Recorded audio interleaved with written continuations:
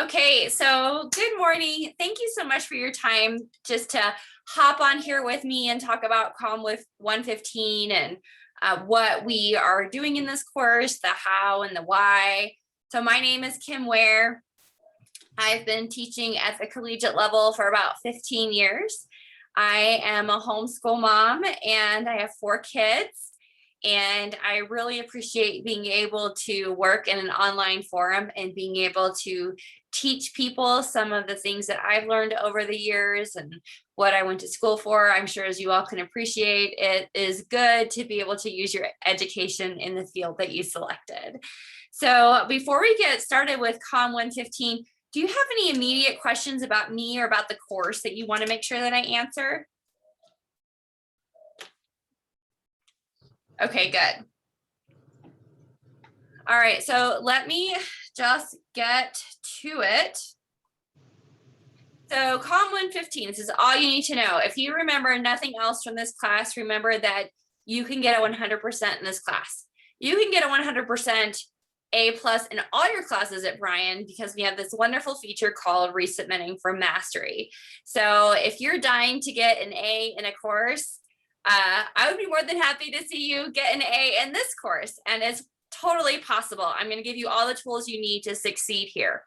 So let me jump right in then to just the outlook of the course. What is it that we are doing in this course? So hi, Hayden. Welcome, welcome. Hello. Hi. We're just getting started, so it's perfect. Okay. So the first half of the course, we're going to spend building a foundation for the study of interpersonal communication. There are some concepts that we have to make sure that we understand before we get into the second half of the course and start doing more application. So to begin to learn about interpersonal communication, which is communication between 2 people, it is first a good idea to understand how you communicate. It is difficult to force other people to communicate better if we haven't first taken an inward look on ourselves. So we're going to look at things like our self-concept, our identity, how we dominantly communicate and how others dominantly communicate, just looking at some communication styles. We're going to jump into intercultural communication, and we're going to take a look at conflict. So that's the first half of the course. The very first assignment is called a self-concept worksheet and plan. So that's part of building the foundation of understanding yourself to be able to communicate better with other people. You'll notice that this assignment, and it's really the only one, is a very personal assignment because we're taking an inward glance. So if you look at the assignment and you feel uncomfortable with doing that, that's fine. I'm not really interested in your personal information. I'm interested in seeing your ability to apply the concepts.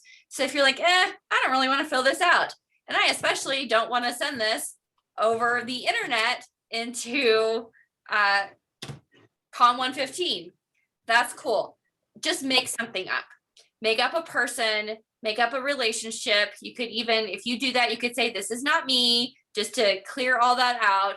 Again, I am just really interested in seeing your ability to understand the concept. So it's going to start with identity. I want to see that you understand the difference between values, attitudes, and beliefs, and so on. Does that make sense to you? Does that seem fair? Yeah. Okay, good. Thank you so much. Thanks for the head nod, Casey. I appreciate that. Okay, so now the second half of the course is where we get into more application, which is really fun because now we're going to take the concepts that we're learning and we're going to apply them to particular scenarios. We're going to apply them to friendship, to family, and to the workplace. So that's kind of the trajectory: foundation, application. Do you have any questions about that? Okay, cool. So let's move on to looking at the assignment expectations. Okay, so this class has a lot of writing. It's pretty writing intensive. There aren't any multiple choice questions. There's no true and false questions. So one thing I like to request is that you ask questions before you submit. All of the assignments have a study guide except for the very first assignment and the very last assignment. The first assignment is not going to have a study guide because you're writing from your perspective, and the last assignment is another perspective kind of assignment that's really, is it questioning your ability to understand concepts?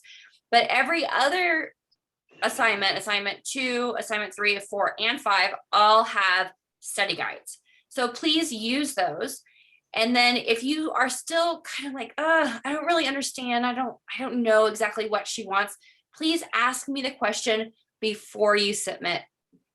Even if it's Sunday and it's due and you have no idea, I would rather that you wait and ask me the question and submit your assignment on Monday or Tuesday.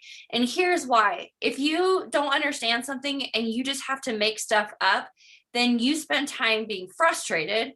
Then you spend time making stuff up.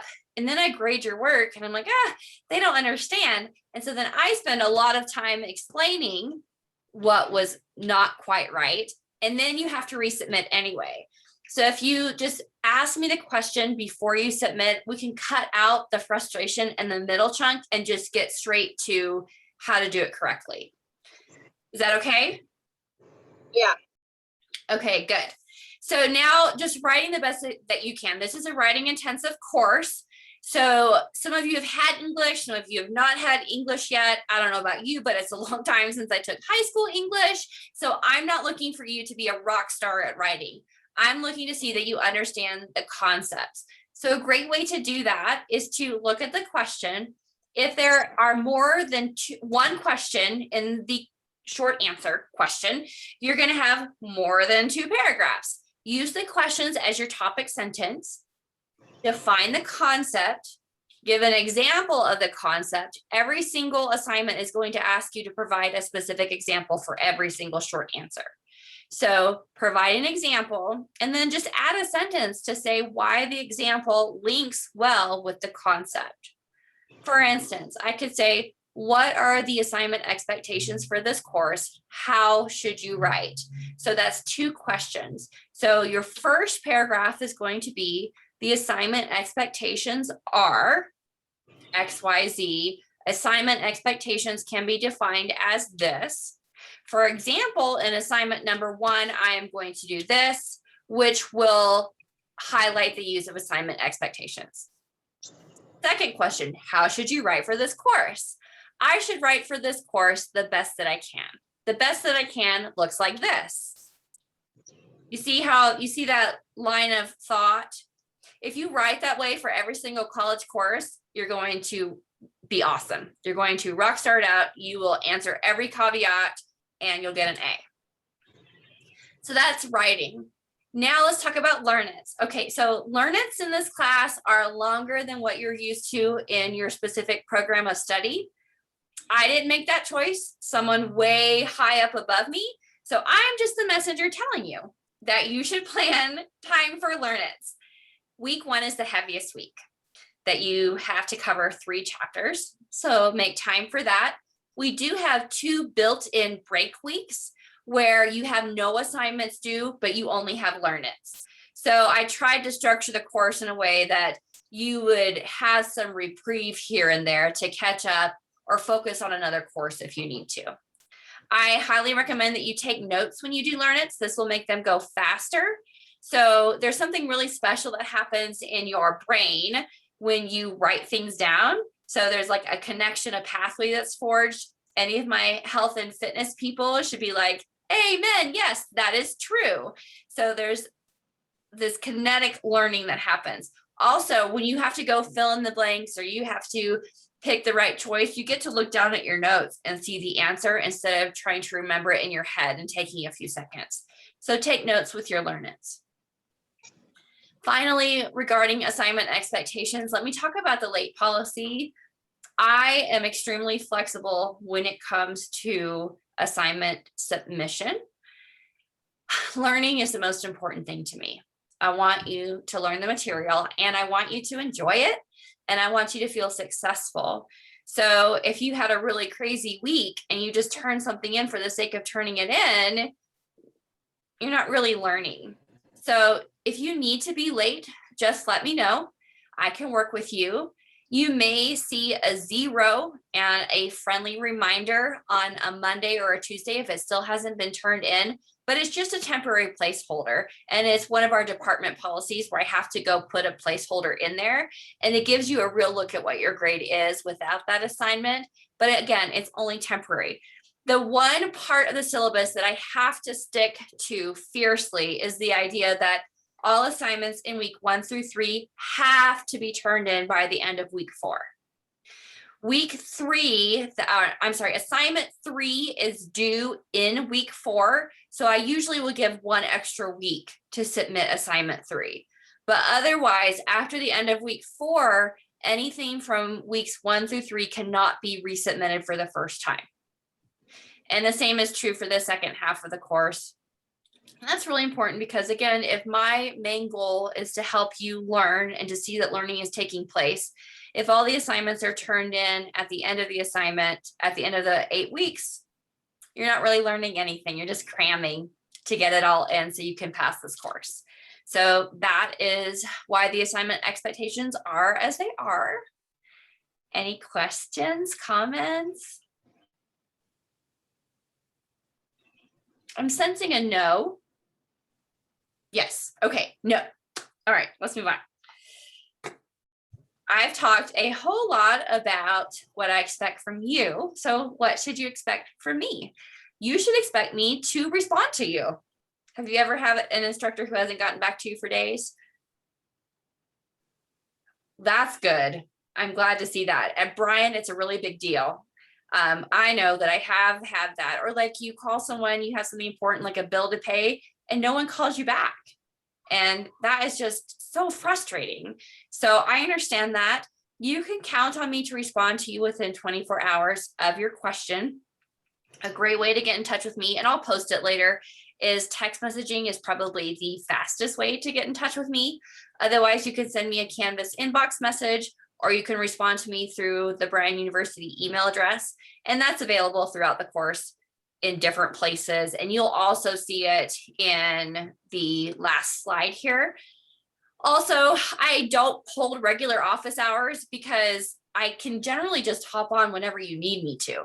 So if you have an immediate question, just let me know. I can Zoom with you or I can write you back, but always within 24 hours. If for some reason 24 hours slips by, always feel free to send me a friendly reminder. I don't take offense to that at all. So just let me know. Sundays, though, is a little bit different because it's the day that works for me and it works for my family to take a break from working. Everyone's got to take a break. And if you as students do not have any breaks built into your life, I highly encourage you to find time to rest. It's really hard to work from an empty tank. So Sundays is the day that I try to do that. Any questions? No? Okay. Yellow dig. Oh yes, yellow dig. All right, so what are our thoughts and feelings on yellow dig? This is my first class that's used it because I'm in web development, so we use a program called Slack instead. Okay. So yeah, so with Slack, do you have weekly things you have to do, or you just get to chat on channels? you do have a question you have to respond to, but you don't earn points. You just screenshot it and turn it in. And then the rest, and then it's a great place to ask questions for help from your peers instead of just the teacher. Okay, cool. I like that. So Yellow Dig is a little bit different in this class. Yellow Dig is our opportunity to interact with each other and to show our knowledge of the course material. And one thing I really like about Yellow Dig is that because we don't meet weekly, we only have one more live session after this. It helps keep you as a student from feeling like an island, like you're doing this on your own. So Yellow Dig is important for community building. It's also really important for networking years down the road. I promise you, at some point, you're going to meet someone that went to Bryan, and you're going to have shared some part of your life together on Yellow Dig. And somewhere, someone's going to get a job because of someone they met at Bryan University on Yellow Dig and saw them repeatedly through classes. Really helps you build that rapport. And then if you get to be in person for graduation, how great it is to be able to meet someone in person for the first time, but have this whole relationship built as students and peers at Bryan through Yellow Dig. So that's the why for Yellow Dig. I try to post just a ton of fun things on there. My sparks are always really fun, thought-provoking. I also do a Super Saturday post. That's just another thing. So I don't try to ask you just to come up with stuff to post. Just do the spark and respond to other students and you'll be golden. Try to get as many points as you can because there is a 20% buffer built in. So each week, just try to hit your max points. And then in week like 6 or 7, if you have a week where you're just slammed with a project for this class or another class and Yellow Dig doesn't happen for you, you have this buffer built in that will still help you get to that 200 points. And it's 20% of your grade. This is a 1,000-point class. So for me as an instructor, I notice I spend probably a lot more time on Yellow Dig than you all do. But if I just spend 20 minutes a week on Yellow Dig, I hit those max points automatically. It's really not that hard. And we've got this nice little bar that shows you how many more words you need to type to get that.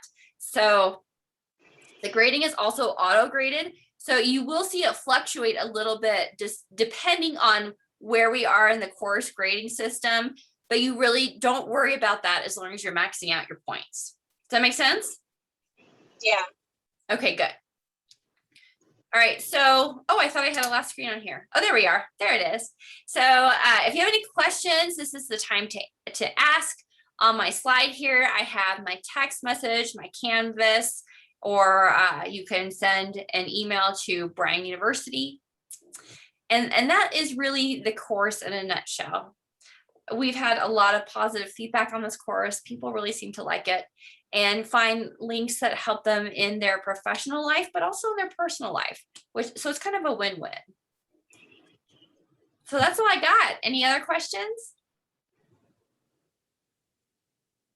No, it's really good. Okay, good. Thanks, Emily. Awesome. Well, I appreciate your time. This concludes this live session. And for your friends, I'll put the recording on there and, I'll see you in the course. Have a great day. Thank I you. do have a question. Yes. Do you guys offer like some type of like maternity leave? I just found out that I'm pregnant with my 3rd child. Woohoo! I think awesome. Yeah, something like that. Yeah, congratulations. Thanks. So I can't answer that directly because of my role. I don't know all the ins and outs, but I do know that students have been able to take a leave of absence.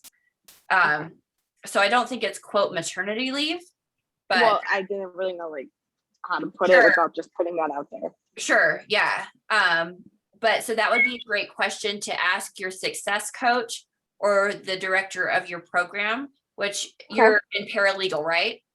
Yes. So that would be Nola Wright. She's your program director. Okay. Okay. All right. Thank you. Okay, you're welcome. Anything else? Not for me, at least. All right, cool. Thanks. Thank you. Thank you so much. You guys have a great day. Sure. You too. Bye. Bye.